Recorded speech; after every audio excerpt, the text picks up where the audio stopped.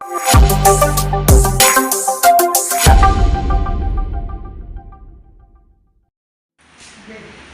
Mass Motors ഇതാണ് ഹോണ്ടയുടെ deo വണ്ടി ജനറൽ സർവീസായിട്ട് പറയുന്നത്. General service, oil change, water service already ആ വർക്കിനാണ് കയറ്റിയാണ്.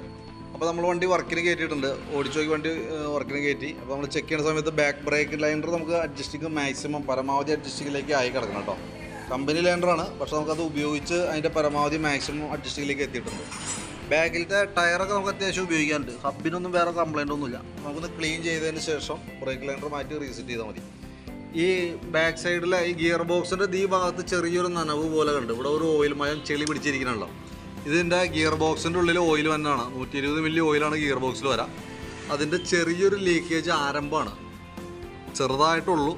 അത് കൂടുതലായിട്ട് കാണിക്കുകയാണെന്നുണ്ടെങ്കിൽ നമുക്ക് അടുത്ത സർവീസിൽ അഴിച്ചു മാറ്റിയാലും മതി.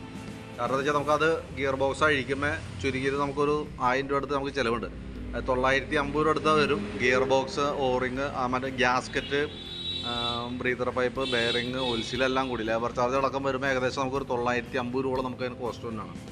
തന്നെയല്ല ഇവിടെ ബെയറിങ്ങിൻ്റെ വലിയ പ്ലേ കാണിച്ചു തുടങ്ങിയിട്ടില്ല, ഓയിൽ ലീക്കായിട്ടാണ് കാണിച്ച് തുടങ്ങിയേക്കണത്. അപ്പോൾ പരമാവധി ഉപയോഗിക്കുക, അതിന് ശേഷം നമുക്ക് ചെയ്താൽ മതി. ഞാനിപ്പോൾ ഒന്ന് കണ്ടപ്പോൾ ഒന്ന് ശ്രദ്ധയിൽപ്പെടുത്തിയെന്നുള്ളൂ. ഓൾറെഡി അങ്ങനെ ഒരു കംപ്ലയിൻറ്റ് നിലവിൽ ജനറേറ്റർ ചെയ്തിട്ടുണ്ട്, തുടങ്ങിയിട്ടുണ്ട്. പിന്നെ നമ്മളതിൻ്റെ എയർ ഫിൽറ്റർ, ക്ലച്ചിൻ്റെ ഭാഗം ചെക്ക് ചെയ്യേണ്ടത്. എയർ ഫിൽറ്ററൊക്കെ നമുക്ക് നോക്കുമ്പോൾ വലിയ പഴക്കമായിട്ടൊന്നുമില്ല. കമ്പനി ഫിൽറ്ററാണ്, ഹോണ്ടയുടെ ഒറിജിനൽ ഫിൽറ്റർ തന്നെ കിടക്കണം. നമുക്ക് തുടച്ച് ക്ലീനാക്കി റീസെറ്റ് ചെയ്താൽ മതി, വലിയ പഴക്കമായിട്ടില്ല. ക്ലച്ചിൻ്റെ ഭാഗം നമ്മൾ അഴിച്ചു നോക്കുന്നുണ്ട്. CVT ക്ലച്ചാണ്, നമ്മൾ മാനുവലായിട്ട് അഴിച്ച് ചെക്ക് ചെയ്യേണ്ടതാണ്. തേമാനുള്ള ഭാഗങ്ങളുണ്ടെങ്കിൽ മാറ്റേണ്ടതാണെങ്കിൽ മാറ്റണം. ഗ്രീസിങ് ആവശ്യമായിട്ടുള്ള ഭാഗങ്ങൾ ഗ്രീസ് ചെയ്യണം. അതിനൊക്കെ വേണ്ടിയിട്ടാണ് CVT ക്ലച്ചിൻ്റെ ഭാഗം നമ്മൾ ജനറൽ സർവീസിൻ്റെ കൂട്ടത്തിൽ ഉൾപ്പെടുത്തി അഴിക്കണത് കേട്ടോ. ഇപ്പോൾ നിലവിൽ ക്ലച്ച് വർക്ക് ചെയ്തിട്ടുള്ള പൊടിയൊക്കെ നല്ല രീതിയിലുണ്ട് അതിൻ്റെ ഉള്ളിൽ. അതൊക്കെ നല്ലോണം ബ്രഷ് ചെയ്ത് ക്ലീൻ ചെയ്ത് എയർ അടിച്ച് ക്ലീൻ ചെയ്തെടുക്കാം നമുക്ക്. പിന്നെ അതിൻ്റെ വേരിയേറ്റർ ബോഡി, ബോസ് ഡ്രൈവ്, റോളർ അടക്കുന്ന യൂണിറ്റാണത്. തേമാനൊക്കെ തുടങ്ങിയിട്ടുണ്ട്. 31,000 കിലോമീറ്റർ വണ്ടി ഓടിയിട്ടുണ്ട്. അത് വെച്ച് നോക്കുമ്പോൾ അതിൻ്റേതായിട്ടുള്ള തേമാനം ഉള്ളൂ, കംപ്ലയിൻസ് എന്ന് പറയാനായിട്ടൊന്നുമില്ല. പിന്നെ ബെൻഡെക്സൊക്കെ നമ്മൾ ചെക്ക് ചെയ്തു. വർക്കിംഗ് ഒരല്പം സ്ലോ ആയി തുടങ്ങിയിട്ടുണ്ട്, പക്ഷേ വർക്ക് ചെയ്യുന്നുണ്ട്, വേറെ പ്രോബ്ലം ഇല്ല. മാക്സിമം ഓടട്ടെ. പിന്നെ ക്ലച്ച് യൂണിറ്റ് നമ്മൾ അഴിക്കുന്നുണ്ട്. ക്ലച്ച് യൂണിറ്റ് അഴിച്ചിട്ട് നമ്മളൊന്ന് ക്ലീൻ ചെയ്ത് റീസെറ്റ് ചെയ്യുന്നുണ്ട്. വേറെ കുഴപ്പമൊന്നുമില്ല, ഒന്ന് ഗ്രീസ് ചെയ്തിട്ടാൽ മതി. ക്ലച്ച് ഔട്ടറിനായാലും വേറെ പറയത്ത കംപ്ലയിൻ്റ് ഇല്ല. നമുക്ക് അതിൻ്റെ ബെൽറ്റിൻ്റെ കണ്ടീഷൻ നോക്കുമ്പോൾ ബെൽറ്റ് കണ്ടീഷൻ നമുക്ക് മാറ്റേണ്ട ഒരു ടൈം ആയിട്ടുണ്ട്. കമ്പനി ബെൽറ്റ് കിടക്കണേ, ഹോണ്ടയുടെ ഒറിജിനൽ ബെൽറ്റ് തന്നെയാണ്. അതിൻ്റെ ഈ സെൻറ്റർ ഭാഗത്തേക്ക് നോക്കുമ്പോണ്ടല്ലോ, ഇവിടെയൊക്കെ പൊട്ട് വീണിരിക്കുന്നത്. ഇവിടെ പൊട്ടിയിട്ടുണ്ട്, ഇതിൻ്റെ ഉള്ളിൽ അങ്ങനെ ഓരോ ലെഗിൻ്റെ ഉള്ളിൽ കൂടെ പൊട്ട് വീണിരിക്കുക. അപ്പോൾ ശരിക്കും പറഞ്ഞാൽ ഇത് അടുത്ത സർവീസ് വരെ എന്തായാലും കിടക്കില്ല. നമ്മളിപ്പോൾ രണ്ടാമത് ഇപ്പോൾ ഓടിച്ച് എവിടെയെങ്കിലും വെച്ച് വഴിയിൽ വെച്ച് പൊട്ടിപ്പോയി കഴിഞ്ഞാൽ നമുക്ക് അഡീഷണൽ എക്സ്പെൻസ് ആയിരിക്കും. കാരണം നല്ല പൊട്ടു എന്നുള്ള ദിവസം 100% ഉറപ്പാണ്. കാരണം അത്രയ്ക്കും വിള്ളൽ തുടങ്ങിയിട്ടുണ്ട്, ഈ സൈഡിലേക്കൊക്കെ കയറി പൊട്ടി തുടങ്ങിയിട്ടുണ്ട് കേട്ടോ. അപ്പോൾ ബെൽറ്റ് കൈയോടെ മാറ്റി കളയാം. 31,000 കിലോമീറ്ററാണ് ഓടിയേക്കണേ, മാറ്റേണ്ട ടൈമാണ് കേട്ടോ. പിന്നെ അതേപോലെ തന്നെ നമ്മളതിൻ്റെ ക്ലച്ചിൻ്റെ ചോക്കിൻ്റെ കേബിൾ, ആക്സിലേറ്റർ കേബിളൊക്കെ ചെക്ക് ചെയ്യുന്നുണ്ട്. ചോക്ക് കേബിളൊക്കെ സ്മൂത്താണ്. ആക്സിലേറ്ററിൻ്റെ കേബിൾ നമ്മളതിൻ്റെ ഓപ്പറേറ്റിംഗ് ചെക്ക് ചെയ്യുന്ന സമയത്ത് ഒരു ചെറിയ ടൈറ്റ് തുടങ്ങിയിട്ടുണ്ട്. ശരിക്കും നമുക്ക് ഇത്ര ബലം പിടിച്ചൊന്നും ഓടിക്കേണ്ട ആവശ്യമില്ല. നമുക്ക് കേബിൾ ടൈറ്റ് കാണിച്ചു ഓടിക്കാനാണ്. അപ്പോൾ വേണമെങ്കിൽ നമുക്ക് മാറ്റിയിടാവുന്നുള്ളൂ. ആക്സിലേറ്റർ കേബിൾ മാറ്റുകയാണെങ്കിൽ സ്മൂത്തായിട്ട് നമുക്ക് ഓടിക്കാനായിട്ട് പറ്റും. ചെറിയൊരു ടൈറ്റ് ആരംഭിച്ചിട്ടുണ്ട്. പിന്നെ സെക്കൻഡറി എയർ ഫിൽറ്ററിൻ്റെ തന്നെ സെക്കൻഡറി ഫിൽറ്റർ എന്ന് പറയുന്ന യൂണിറ്റാണത്. നമുക്ക് ഇവിടെയാണ് അതിൻ്റെ എഞ്ചിൻ റൂമിൻ്റെ ഉള്ളിലാണ് അതിൻ്റെ ലൊക്കേഷൻ വരാം. അതിൽ ക്ലീൻ ചെയ്തിട്ടാൽ മതി, വേറെ കുഴപ്പമൊന്നുമില്ല. ഫ്രണ്ട് ഭാഗത്തേക്ക് വരുമ്പോഴത്തേക്ക് നമുക്ക് ഫ്രണ്ടിലെ ബുഷുകൾ ചെറിയൊരു കംപ്ലയിൻറ്റ് കാണിച്ചു തുടങ്ങിയിട്ടുണ്ട്. ഇതിൻ്റെ ഫ്രണ്ട് കുഷൻ്റെ ബുഷ് നല്ല രീതിയിൽ ഓലയാണല്ലോ, അതേപോലെ ഓടി കളിക്കുക. അപ്പോൾ അതൊന്ന് ചേഞ്ച് ചെയ്തിടാം, ഗ്രീൻ ബുഷ് എന്ന് പറയും. പിന്നെ ലിങ്കിൻ്റെ ബുഷുകൾ നമ്മൾ ചെക്ക് ചെയ്യുമ്പോൾ വേറെ കംപ്ലയിൻ്റ് ഇല്ല. അതൊന്ന് അഴിച്ച് ഗ്രീസ് ചെയ്ത് നമുക്ക് റീസെറ്റ് ചെയ്താൽ മതി. ബ്രേക്ക് ലൈനർ ആയാലും അത്യാവശ്യം ഉപയോഗിക്കാനുണ്ട്, നല്ല രീതിയിലുള്ള ലൈനറുണ്ട്. നമുക്കതൊന്ന് ക്ലീൻ ചെയ്ത് എടുക്കാവുന്നുള്ളൂ. ഫ്രണ്ടിലെ ബ്രേക്കിൻ്റെ കേബിളുകൾ രണ്ടും കംപ്ലയിൻ്റ് ആണ്. കാരണം ഞാൻ ബ്രേക്ക് പിടിക്കുമ്പോൾ ഇങ്ങോട്ടേക്ക് വലിയണം, ആ വലിയാനായിട്ടുള്ള ഗ്യാപ്പില്ല. ഓൾറെഡി അത് ഫുള്ള് ഔട്ടർ വലിഞ്ഞ് ലോഡായിട്ട് നിൽക്കുന്ന അവസ്ഥയിലാണ്. അപ്പോൾ ബ്രേക്ക് നമുക്കൊരു സുഖമായിരിക്കില്ല. ബ്രേക്ക് പിടിക്കുമ്പോൾ കല്ലപ്പായിട്ട് കാണിക്കും, പക്ഷേ വണ്ടി അതിൻ്റെ അനുസരിച്ച് ബ്രേക്ക് നിൽക്കില്ല. അതാണ് ശരിക്കും അതിൻ്റെ കാണിക്കുന്ന പ്രശ്നം. അത് ആ കേബിളിറ്റിയാണ്. കൈയോടെ മാറ്റിയിടാണെങ്കിൽ ഏറ്റവും സേഫ് അതാണ്. പിന്നെ അതേപോലെ തന്നെ ഫ്രണ്ടിലത്തെ ടയർ നമ്മൾ ചെക്ക് ചെയ്തു.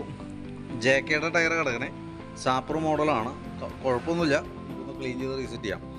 ഇനിയിപ്പോൾ ശ്രദ്ധിക്കേണ്ട കേസുണ്ടല്ലോ, നമ്മളിനിയിപ്പോൾ ടയർ മാറ്റേണ്ടി വരുമേ. ബാക്ക് ടയറാണ് പെട്ടെന്ന് തീരുള്ളൂ. ബാക്ക് ടയർ തീരുന്ന സമയത്ത് ഈ ടയർ ഡിസ്കേപ്പാടി അഴിച്ച് നേരെ ബാക്കിലേക്ക് ഇടാം, പുതിയ ടയർ ഫ്രണ്ടിലിടാം. കുറച്ചുകൂടി ബെറ്റർ എനിക്ക് തോന്നുന്നു ഒന്നോല അപ്പോളോ അതല്ലെങ്കിൽ MRF, അത് ഏതെങ്കിലും യൂസ് ചെയ്യണമായിരിക്കും കുറച്ചുകൂടി ബെറ്റർ. MRF കിട്ടുന്നുണ്ടെങ്കിൽ MRF ഇടാം. ഒരു 150 രൂപ 100 രൂപ കൂടുതൽ വന്നാലും MRF യൂസ് ചെയ്യാം. ഇനി അതല്ലാന്നുണ്ടെങ്കിൽ അപ്പോളോൻ്റെ കുറച്ചുകൂടി ബെറ്റർ, ഇതിനേക്കാളും കുറച്ചുകൂടി ലൈഫ് കിട്ടും. തന്നെയല്ല കംഫർട്ടാണ്, ഓടിക്കാന്ന് സുഖമായിരിക്കും കേട്ടോ. പിന്നെ അതേപോലെ ബാറ്ററി നമ്മളൊന്ന് ചെക്ക് ചെയ്ത് വിടുന്നുണ്ട്. ബാറ്ററി വണ്ടി വന്നപ്പോൾ ഉള്ള ബാറ്ററിയാണ്, 2021 മോഡൽ ബാറ്ററിയാണ് വണ്ടിയിൽ ഇരിക്കുന്നത് കാണുന്നത് കേട്ടോ. അപ്പോൾ ഞാൻ അതിൻ്റെ വോൾട്ട് കാര്യങ്ങളൊക്കെ ഒന്ന് ചെക്ക് ചെയ്യുന്നുണ്ട്. വോൾട്ട് നോക്കുമ്പോൾ 12.80 ആ റേഞ്ചിൽ വോൾട്ട് കാണിക്കുന്നുണ്ട്. ബാറ്ററി നമ്മൾ ടെസ്റ്റിലേക്ക് കൊടുത്തിട്ടുണ്ട്, ബാറ്ററിയുടെ കറക്റ്റ് സ്റ്റാറ്റസ് അറിയാൻ വേണ്ടിയിട്ട്. അപ്പോൾ ഇവിടെ പോയ ബാറ്ററി ആയിട്ടാണ് കാണിക്കുന്നത് കേട്ടോ. അപ്പോൾ സെൽഫ് കാര്യങ്ങളൊക്കെ ഇപ്പോൾ വർക്ക് ചെയ്യുന്നുണ്ട്. പക്ഷെ എന്നാൽ പോലും എപ്പോൾ വേണമെങ്കിലും ഈ കംപ്ലയിൻറ്റ് കാണിക്കാം, സെൽഫിൻ്റെ കംപ്ലയിൻറ്റ് വരാം. കാരണം എന്ന് വെച്ച് കഴിഞ്ഞാൽ ഓൾറെഡി ഇപ്പോൾ ഡെഡായ അവസ്ഥയിലാണ് വണ്ടി ഓടിക്കൊണ്ടിരിക്കുക. ബാറ്ററി കംപ്ലയിൻ്റ് ആയ രീതിയിലാണ് കാണിച്ചേക്കണേ, ആ രീതിയിലാണ് ഓടണേ. പിന്നെ വോൾട്ടൊക്കെ ഉള്ളത് കൊണ്ട് ഹോൺ ഇൻഡിക്കേറ്ററൊക്കെ പ്രോപ്പറായിട്ട് വർക്കാവും. പക്ഷേ ആംബിയർ ഉണ്ടെങ്കിലാണ് സെൽഫ് എടുക്കുള്ളൂ. വലിയ താമസിച്ചാണ്ട് സെൽഫിൻ്റെ കംപ്ലയിൻറ്റ് കാണിച്ചേക്കാം, സെൽഫ് എടുക്കാനായിട്ടൊരു ബുദ്ധിമുട്ട് കാണിച്ചേക്കാം. നിലവിൽ കംപ്ലയിൻറ്റ് കാണിച്ചിട്ട് മാറ്റിയാൽ മതി. ഞാൻ കണ്ടപ്പോൾ ആ കംപ്ലയിൻറ്റ് ഒന്ന് ഇൻഫോം ചെയ്തെന്നുള്ളൂ കേട്ടോ. പിന്നെ അതേപോലെ തന്നെ സ്പാർക്ക് പ്ലഗൊക്കെ ഒന്ന് അഴിച്ച് ക്ലീൻ ചെയ്യാനുണ്ട്. ക്ലീൻ ചെയ്ത് റീസെറ്റ് ചെയ്താൽ മതി. എയർ ഫിൽറ്റർ മാറ്റിയപ്പോൾ ആ കൂട്ടത്തേക്ക് മാറ്റിയേക്കണതാണ്. അപ്പോൾ ജസ്റ്റ് ഒന്ന് ക്ലീൻ ചെയ്തിട്ടാൽ മതി, വേറെ കുഴപ്പമില്ല. പിന്നെ എഞ്ചിൻ ഓയിൽ മാറുന്നുണ്ട്, ഓയിൽ മാറുന്ന ടൈമാണ്. പിന്നെ അതുകൂടാണ്ട് വാട്ടർ സർവീസാണ്, വാഷിംഗ് കൂട്ടത്തേക്ക് ചെയ്ത് പോകാം. എഞ്ചിൻ റൂമിലൊക്കെ ഉള്ളിലൊക്കെ അത്യാവശ്യം കുറച്ച് ചെളിയൊക്കെ ഉണ്ട്. അപ്പോൾ വേണമെങ്കിൽ നമുക്കതൊന്ന് സർവീസിൽ ഒന്ന് ഓപ്പണായിട്ടൊന്ന് കഴുകുകയാണെങ്കിൽ നല്ലതാണ്. അതല്ലെങ്കിൽ അടുത്ത സർവീസൊക്കെ ആകുമ്പോഴത്തേക്കും ചെയ്താലും മതി. നോക്കിയിട്ടൊന്ന് പറഞ്ഞാൽ മതി എന്തെങ്കിലും കേട്ടോ. ഞാൻ എൻ്റെ ഏകദേശം ഒരു എസ്റ്റിമേറ്റ് നോക്കിയിട്ട് അതിൻ്റെ ഡീറ്റെയിൽസ് കൂടി വാട്സാപ്പിലേക്ക് ഒന്ന് സെൻഡ് ചെയ്തിട്ടേക്കാം. വീഡിയോ കണ്ടു കഴിയുമ്പോൾ ഒന്ന് റിപ്ലൈ ഇടണം കേട്ടോ. കാരണം റിപ്ലൈ കിട്ടിയാലാണ് ഞങ്ങൾക്ക് വർക്ക് കണ്ടിന്യൂ ചെയ്യാൻ പറ്റുള്ളൂ. അപ്പോൾ ഒന്നുമല്ല വാട്സാപ്പിൽ തന്നെ റിപ്ലൈ ഇടുക, അല്ലെങ്കിൽ ഫോൺ നമ്പർ നമ്മൾ വാട്സാപ്പിൽ കൊടുത്തിട്ടുണ്ടാവും, ആ നമ്പറിലേക്ക് ഒന്ന് കോൺടാക്ട് ചെയ്യുകയോ ചെയ്യാം. ഓക്കെ.